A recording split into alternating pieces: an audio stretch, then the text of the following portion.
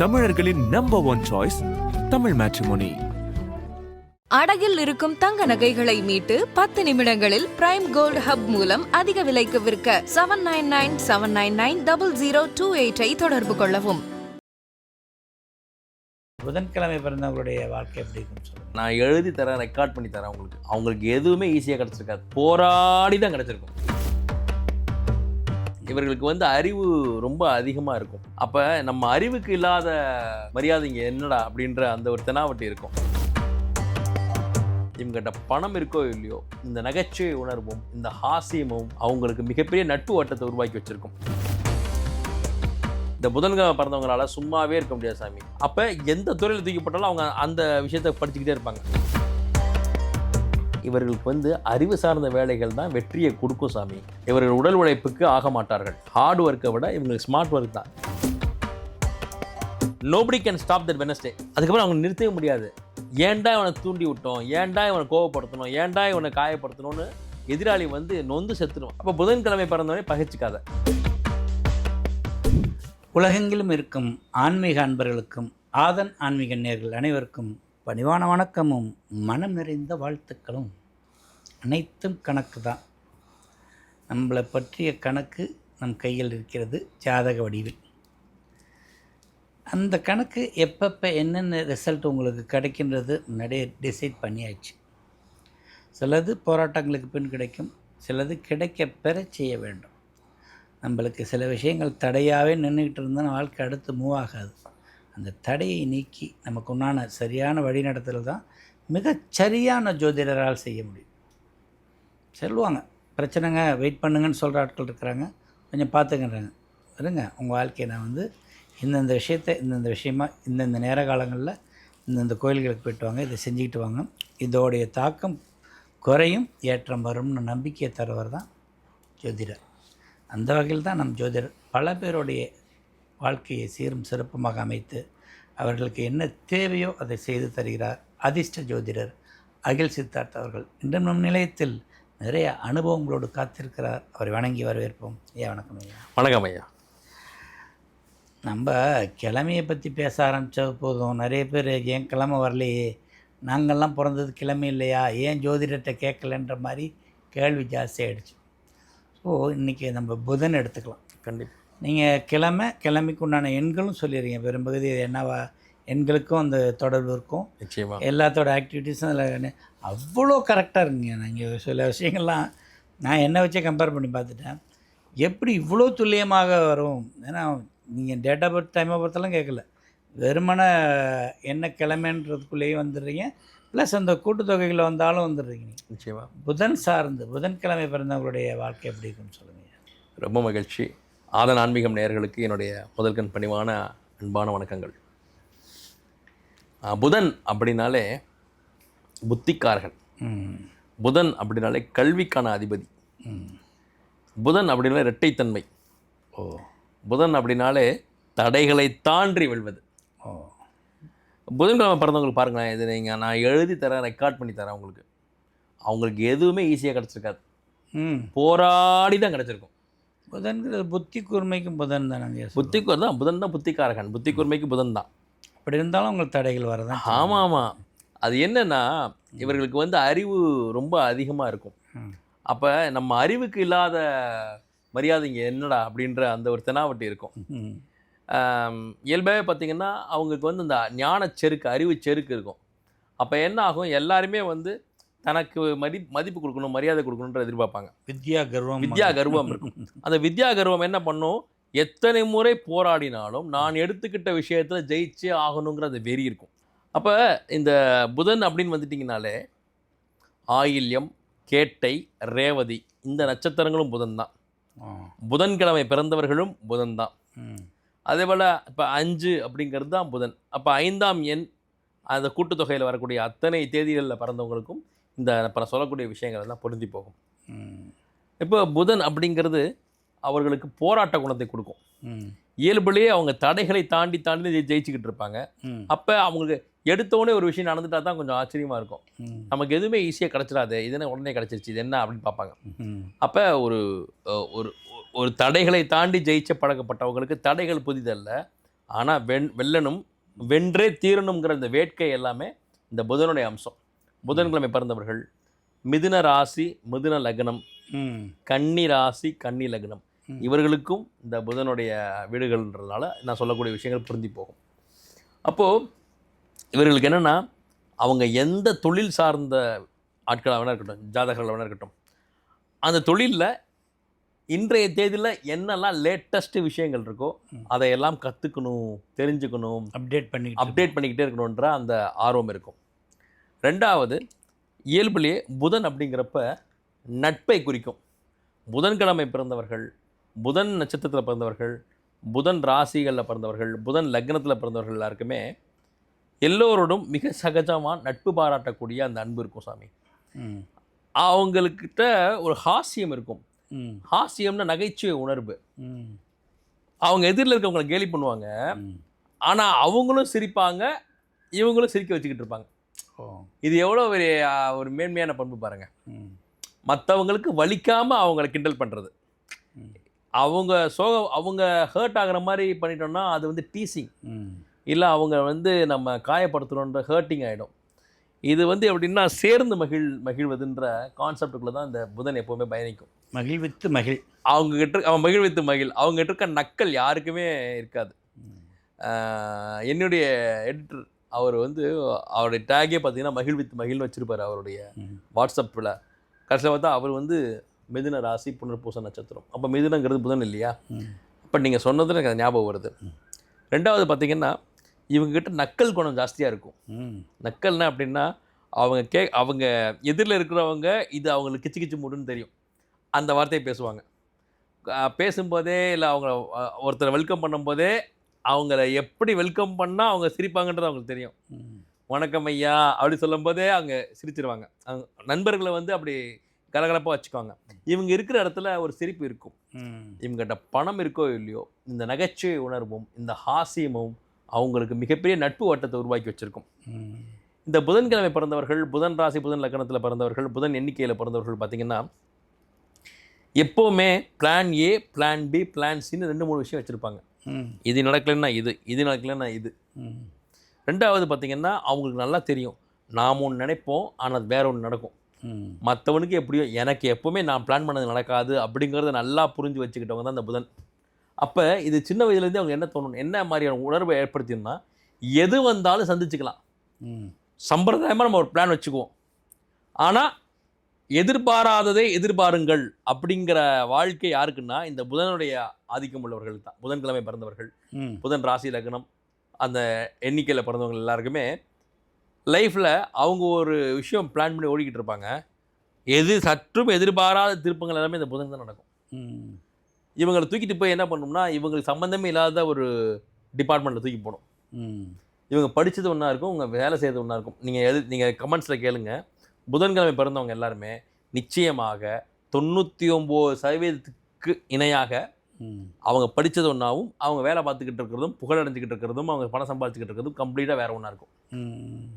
ஏன்னா இந்த புதன் என்ன பண்ணுன்னா, உனக்கு தான் நான் ஏகப்பட்ட அறிவை கொடுத்துருக்கேன்ல, நீ ஏன் உனக்கு நன்னா தெரிஞ்சதை நீ செஞ்சிட்ருக்க, உனக்கு சற்றும் தெரியாத ஒரு விஷயத்தை தூக்கி போடுறேன், அதில் கரை கண்டு மூழ்கி முத்தெடுத்து நீ திருப்பி வந்து கரை சேர் அப்படின்னு அந்த வித்யா வந்து அவங்கள அப்படி இயக்கும். ஆனால் அதற்கும் அவங்க தயங்கவே மாட்டாங்க. அவங்கள பொறுத்த வரைக்கும் என்ன ஒன்று என் தாய்மொழியில் இருக்க போகுது, இல்லை ஆங்கிலத்தில் இருக்க போகுது, நம்ம இந்தியாவை பொறுத்த வரைக்கும் சொல்கிறேன், பார்த்துக்கலாம், தெரிஞ்சுக்கலாம், புரிஞ்சுக்கலாம், கற்றுக்கிட்டு நாம் அதில் ஜெயிக்கலாம் அப்படிங்கிற அந்த கர்வம் இருக்கும். அப்போ எந்த ஒரு புது விஷயத்தை கற்றுக்கிறதுக்கோ இல்லை எந்த ஒரு நவீனத்தை பார்த்துமோ அவங்க பயந்துட மாட்டாங்க. இதை நம்ம தெரிஞ்சுக்க முடியும் அப்படிங்கிற தெனாவட்டு இருக்கும். ரெண்டாவது, இந்த புதன் அப்படிங்கிறது தாய் மாமனை குறிக்கும். இப்போ கூட மாமன் ஒரு படம் வந்தது, அந்த புதன் ஆதிக்கம் நிறைந்த ஒரு திரைப்படம். அப்போ பார்த்திங்கன்னா இந்த புதன்கிழமை பிறந்தவர்கள் பார்த்திங்கன்னா நிச்சயமாக அவங்க தாய்மாமனோட சப்போர்ட் இருக்கும். அப்படி தாய்மாமன் சப்போர்ட் இல்லைன்னா கூட அவங்க தாய்மாமன் மீது இவங்களுக்கு புதன்கிழமை பிறந்தவர்களுக்கு பற்று இருக்கும். எங்கள் மாமாவை பார்த்தா பயம் இருக்குது, மாமாவை பார்த்து நான் கற்றுக்கிட்டேன், எங்கள் மாமா எனக்கு ஒரு ரோல் மாடல், ஃபுல் சப்போர்ட்டாக இருப்பாங்க. ஏதோ ஒரு காலகட்டத்தில் மாமா மீது பயங்கர பிரியமாக இருந்திருப்பாங்க. அந்த உறவு வந்து அவங்களுக்கு வெற்றியை கொடுக்கும். ரெண்டாவது, புதன்கிழமை பிறந்தவர்கள் பார்த்தீங்கன்னா பெரும்பாலும் பார்த்தீங்கன்னா இந்த உழைத்து வேர்வை சிந்தி கடுமையாக வந்து வெயிலில் அலைஞ்சு திரிஞ்சு பார்க்குற வேலை அவங்களுக்கு பிடிக்காது சாமி.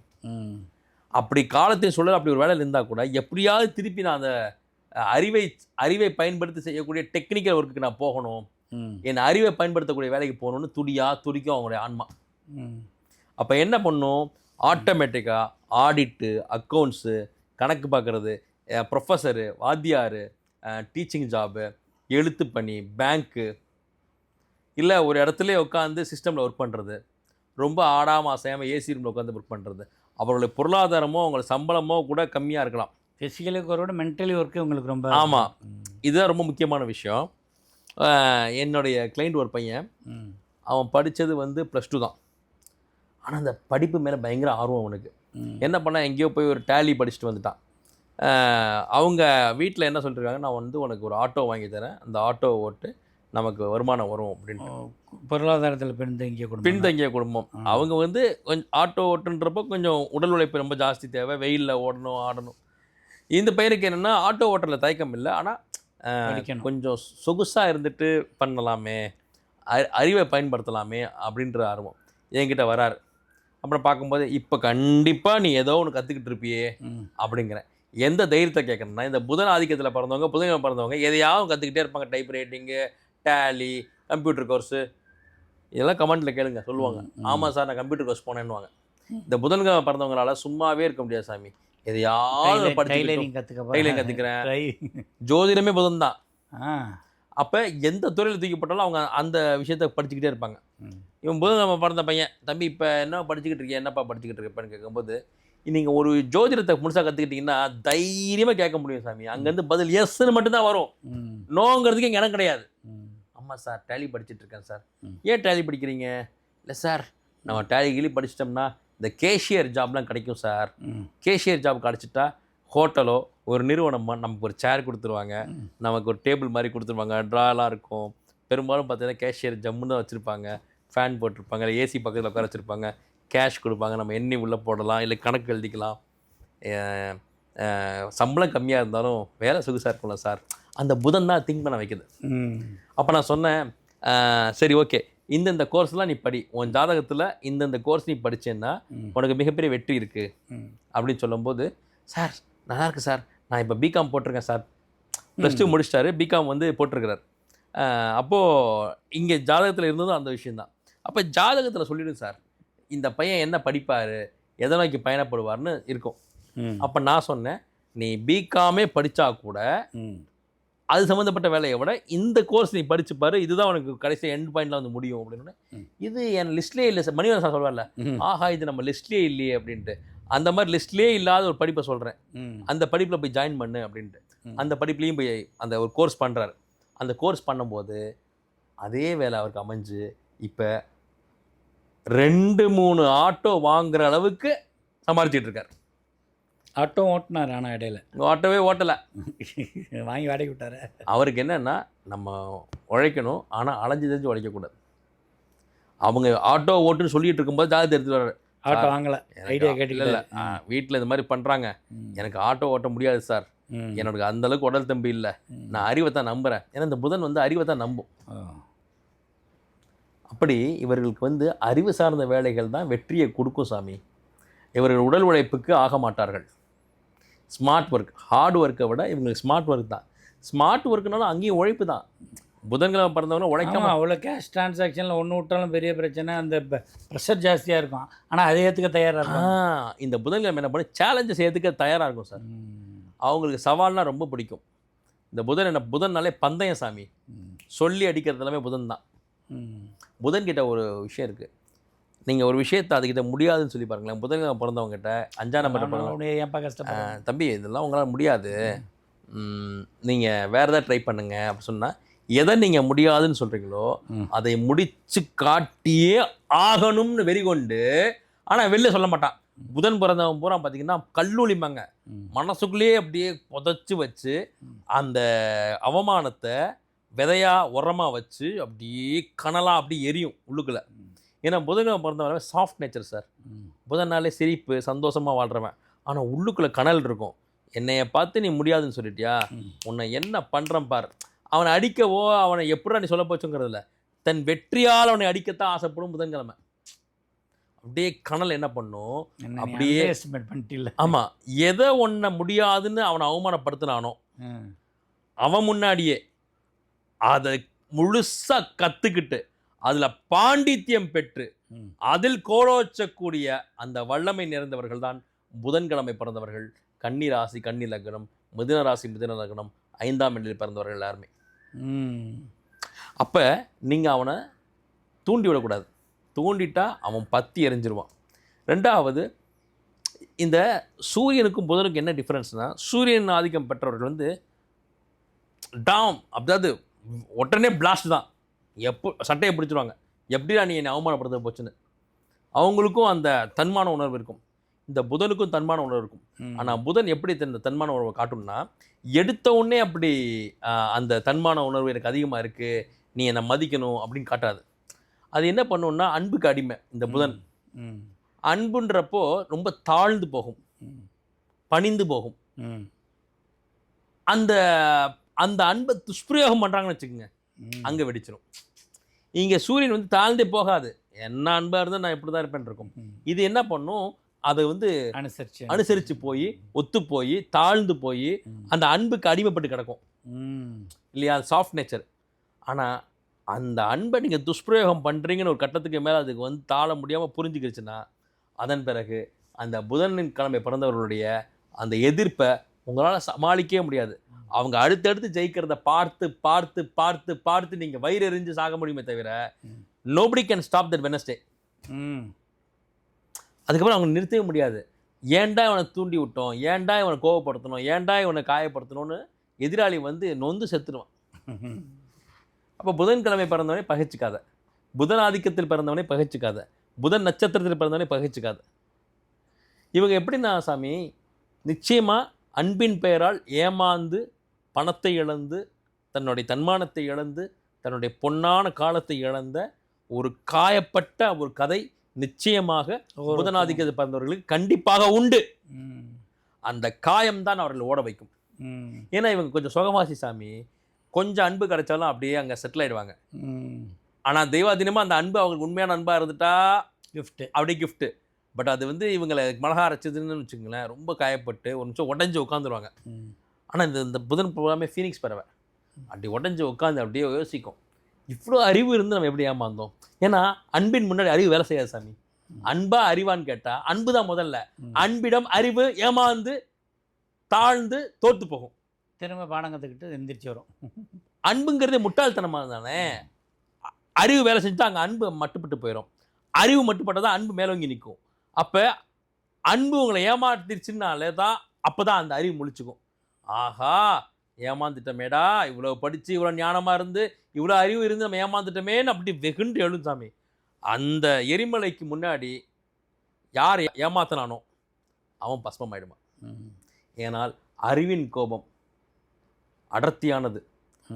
அந்த கோபம் வெற்றியில் மட்டும்தான் முடியும். ஏன்னா ஆத்திரக்காரனுக்கு தான் புத்தி மட்டு. இவன் புதனுடைய ஆதிக்கம் நிறைந்தவன். இவன் பிளான் பண்ண ஆரம்பிச்சிட்டான்னு வச்சுங்களேன், அதுக்கப்புறம் அது வந்து நிர்ணயிக்கப்பட்ட காய் நகர்த்தல். அதுதான் புதனோடது. பெரும்பாலும் பார்த்தீங்கன்னா அறிவு சார்ந்து வெற்றி பெறவர்கள் எல்லாருமே புதன் ஆதிக்கம் பெற்றவர்கள் தான். செஸ் விளையாடுறவங்க, ஜோதிடத்துறை, teaching field, audit accounts, banking, இது எல்லாமே புதன் சார்ந்தது தான். உங்கள் குழந்தைக்கு புதன் அதிகமாக இருந்தால் உங்கள் குழந்தை மிகச்சிறந்த அறிவாளியாக இருக்கும். அது பயணிக்கிறதாவே புதன் சார்ந்த பயணிக்கும். இவர்களுக்கு பெருமாள் வழிபாடு மிகப்பெரிய வெற்றியை கொடுக்கும். இயல்புலேயே இவங்களுக்கு பெருமாளுடைய ஆதிக்கம் தான் இருக்கும். பெருமாள் கோயில் அவங்க வீட்டு பக்கத்தில் இருக்கும். இவங்க ஏதோ ஒரு பெருமாள் மீது பயங்கர பற்றோடு இருப்பாங்க. அப்போ புதன்கிழமையில் பெருமாள் வழிபாடு மிகப்பெரிய வெற்றியை கொடுக்கும். பெருமாளையும் மகாலட்சுமியும் புதன்கிழமை சென்று வழிபடணும். அதே போல் திருநங்கைகள் இருக்காங்கல்ல, அவங்க எல்லாருமே புதன் அம்சம்தான். புதன்னா 2ன்னு சொன்னேன் இல்லையா. அப்போ அவங்க வந்து ஆணும் பெண்ணுமாக இருக்கும்போது அந்த இந்த புதன்கிழமை பிறந்தவர்களுக்கெல்லாமே திருநங்கைகள் வந்து இவங்களுக்கு வந்து ஏதோ ஒரு காலகட்டத்தில் இவங்க மீது ஒரு இணக்கமாக வந்து சேருவாங்க. மற்றவர்கள்ட்ட எப்படி பழகிறாங்களோ இல்லையோ, இவங்ககிட்ட நிதானமாக அன்போடு பழகிட்டு அமைதியாக இருப்பாங்க. இவங்களும் அவங்க கூட ரொம்ப ஃப்ரெண்ட்லியாக இருப்பாங்க. இவங்க புதன்கிழமை பிறந்தவர்கள் திருநங்கைகளுக்கு உதவி பண்ணால் மிகப்பெரிய வெற்றி. அர்த்தநாதீஸ்வரரை வழிபடுறது, புதன் ஸ்தலமாகிய மீனாட்சி அம்மனை தரிசிக்கிறது, இதெல்லாமே திருவெண்காடு, ஸ்வேதாரண்யேஸ்வரர், இது எல்லாமே இவங்களுக்கான ஸ்தலங்கள், இவங்களுக்கான கோயில்கள். புதன் ஸ்தலங்கள் எல்லாமே ஒரு வெற்றியை கொடுத்துரும். அப்போ பெருமாள் வழிபாடும் நான் சொன்ன மற்ற வழிபாடுகளும் மாபெரும் வெற்றியை கொடுக்கும். புதன் என்பது புத்திகாரகன். புத்தியை பயன்படுத்தி வாழ்க்கையில் அத்தனையும் பெறக்கூடிய வல்லமை நேர்ந்தவர்கள் தான் இந்த புதன்கிழமை பிறந்தவர்கள். புதன்கிழமை பிறந்தவங்களே ஆச்சரியப்படுற அளவுக்கு நிறைய விஷயங்கள் சொல்லியாச்சு. இந்த ஒரு டிப்ஸு போதும் உங்கள் லைஃப்பில் அடுத்தடுத்த கட்டங்கள் நகர்வு. அவங்க ப்ரொஃபஷனலை தேர்ந்தெடுத்துக்கிறதுலேருந்து தோல்வி வந்தாலும் அதுலேருந்து அவங்க இதனால தான் வந்திருக்குதுன்னு தெரிஞ்சுக்கிற அளவுக்கும் வழக்கம் போல், அதாவது ஒரு ஹார்டான சப்ஜெக்டை இலகுவாக சொல்கிறதுங்கிறது ஒரு கலை. ஜோதிடம் வந்து ஒரு சில ஜோதிடம் சொன்னதுக்கப்புறம் அதுக்கு சப்டைட்டில் போடணும். ஆனால் நீங்கள் எங்களை மாதிரி புரியாத ஆட்களுக்கு ரொம்ப எளிமையாக சொல்லிடுறீங்க. விளக்கங்களுக்கு நன்றிங்கய்யா. நன்றிங்கய்யா. என்ன நேர்களே, எல்லாருக்கு பின்னாடியும் ஒரு கணக்கு இருக்குதுன்னு சொன்னோம்னா புதனுக்கு பின்னாடி எவ்வளோ கணக்கு இருக்குது பாருங்கள். அவர்களுடைய வாழ்க்கை எப்படி இருக்குன்னு அப்போ புதன்கிழமை பிறந்தவங்களோட டைரியெல்லாம் படித்து பார்த்துட்டார்கள். அவ்வளோ தெளிவாக சொல்லியாச்சு. அவங்க கடைபிடிக்க வேண்டிய இறை வழிபாட்டையும் சொல்லியாச்சு. அப்புறம் என்ன, வாழ்க்கையை சிறப்பாக வாழுங்கள். இதே போன்ற பயனுள்ள நிகழ்ச்சியில் மீண்டும் சந்திப்போம். அதுவரை நன்றி, வணக்கம். அதிர்ஷ்ட ஜோதிடர் அகில் சித்தார்த் அவர்களிடம் ஜோதிட ஆலோசனை பெற வேண்டுமா? 9566626742 என்ற எண்ணிற்கு உங்கள் பெயர் மற்றும் தாங்கள் இப்பொழுது வசிக்கும் ஊர் இந்த இரண்டையும் டைப் செய்து அனுப்பவும். உங்களுக்கு வாட்ஸ்அப் மூலம் மட்டுமே உங்களுக்கான பதிவு மற்றும் ஆலோசனை பற்றிய விவரங்கள் அனுப்பப்படும்.